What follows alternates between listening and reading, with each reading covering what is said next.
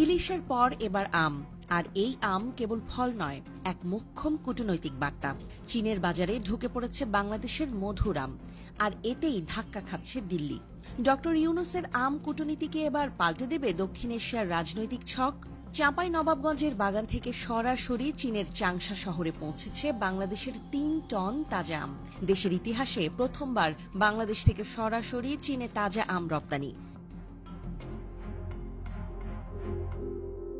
চীনের হুনান প্রদেশের হুয়াংহুয়া আন্তর্জাতিক বিমানবন্দরে পৌঁছানোর পর ১ মিনিটও দেরি হয়নি কাস্টমস ক্লিয়ারেন্সে। ফাইটোস্যানিটারিটি সার্টিফিকেট হোক কিংবা শিপিং লেভেল, সবখানেই বাংলাদেশের প্রস্তুতির ছাপ স্পষ্ট। ফল পরীক্ষা করে কর্মকর্তারা বলেছেন, নো ইস্যু, পারফেক্ট কোয়ালিটি। এটা শুধু একটি ব্যবসায়িক সাফল্য নয়, এটি এক নতুন কূটনৈতিক যুগের সূচনা। একসময় যে আম দিল্লিতে পাঠানো হতো উপহার হিসেবে, এখন সেই আমেই কর করে ডলার আসছে বেইজিং থেকে। নামমাত্র মূল্যে না, রীতিমতো ন্যায্য মূল্যে কেনা হচ্ছে চাঁপাইনবাবগঞ্জের সেরা জাতের আম। বিশ্বখ্যাত তার সুগন্ধ, মিষ্টতা আর সূক্ষ্ম গঠন। ২০২৪ সালের জুলাইতে চীন বাংলাদেশ থেকে আম আমদানির আনুষ্ঠানিক অনুমোদন দেয়। চালানটি বাস্তবায়নে চাংশা কাস্টমসের ছিল বিশেষ সহযোগিতা। ডেডিকেটেড ফ্রেশ এক্সপ্রেস ইউনিট একটি কাস্টমাইজড ক্লিয়ারেন্স প্ল্যান নিশ্চিত করে তারা, যাতে ফল পৌঁছায় একদম টাটকা অবস্থায়। বাংলাদেশের কৃষি সম্প্রসারণ অধিদপ্তরের হিসাব বলছে, ২০২৫ সালে দেশের আম উৎপাদন হবে প্রায় ২.৭ মিলিয়ন টন, যার অন্তত ৫,০০০ টন রপ্তানির লক্ষ্যমাত্রা। এই রপ্তানির বড় অংশই এখন তাকিয়ে চীনের বিশাল বাজারের দিকে।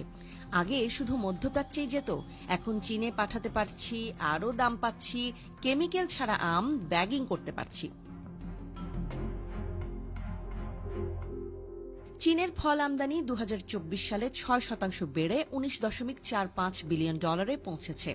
বাংলাদেশি আম পেয়ে চীনা ভোক্তাও খুশি। আর এই রপ্তানির পেছনে নেপথ্যে যার কূটনৈতিক বুদ্ধি, তা নিয়ে আলোচনা শুরু হয়েছে। অনেকে বলছেন, এটি ডক্টর মুহাম্মদ ইউনূসের আম কূটনীতি। ভারতের প্রতি অতি নির্ভরতাকে পেছনে ফেলে চীনের সঙ্গে অর্থনৈতিক সম্পর্ককে আরও মজবুত করাই এই নীতির মূল কথা। হাসিনা আম পাঠাতেন দিল্লিকে তুষ্ট রাখতে, অন্তর্বর্তী সরকার আম পাঠাচ্ছে দিল্লিকে বার্তা দিতে।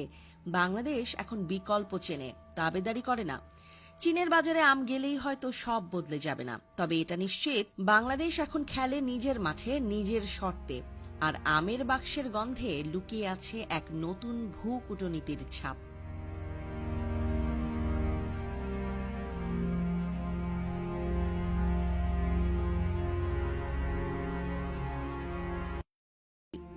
এটা শুধু একটি ব্যবসায়িক সাফল্য নয়, এটি এক নতুন কূটনৈতিক যুগের সূচনা। একসময় যে আম দিল্লিতে পাঠানো হতো উপহার হিসেবে, এখন সেই আমেই কর করে ডলার আসছে বেইজিং থেকে। নামমাত্র মূল্যে না, রীতিমতো ন্যায্য মূল্যে কেনা হচ্ছে চাঁপাইনবাবগঞ্জের সেরা জাতের আম। বিশ্বখ্যাত তার সুগন্ধ, মিষ্টতা আর সূক্ষ্ম গঠন। ২০২৪ সালের জুলাইতে চীন বাংলাদেশ থেকে আম আমদানির আনুষ্ঠানিক অনুমোদন দেয়। চালানটি বাস্তবায়নে চাংশা কাস্টমসের ছিল বিশেষ সহযোগিতা। ডেডিকেটেড ফ্রেশ এক্সপ্রেস ইউনিট একটি কাস্টমাইজড ক্লিয়ারেন্স প্ল্যান নিশ্চিত করে তারা, যাতে ফল পৌঁছায় একদম টাটকা অবস্থায়। বাংলাদেশের কৃষি সম্প্রসারণ অধিদপ্তরের হিসাব বলছে, ২০২৫ সালে দেশের আম উৎপাদন হবে প্রায় ২.৭ মিলিয়ন টন, যার অন্তত ৫,০০০ টন রপ্তানির লক্ষ্যমাত্রা। এই রপ্তানির বড় অংশই এখন তাকিয়ে চীনের বিশাল বাজারের দিকে। আগে শুধু মধ্যপ্রাচ্যেই যেত, এখন চীনে পাঠাতে পারছি, আরও দাম পাচ্ছি, কেমিক্যাল ছাড়া আম ব্যাগিং করতে পারছি।